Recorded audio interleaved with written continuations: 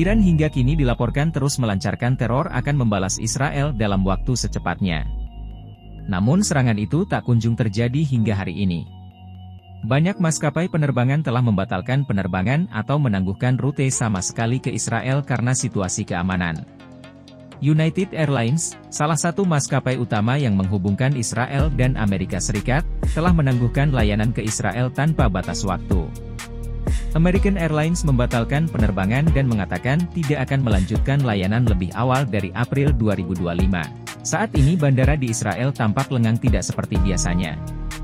Sepinya penerbangan dari luar negeri ke Israel ikut membuat jumlah turis asing ke negara itu juga terus menurun. Industri pariwisata Israel, khususnya, telah mencatat kerugian besar akibat pembatalan penerbangan besar-besaran oleh maskapai penerbangan internasional.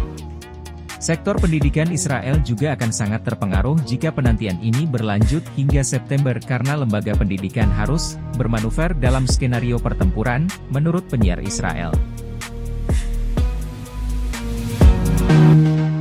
Download Tribun X sekarang, menghadirkan lokal menjadi Indonesia.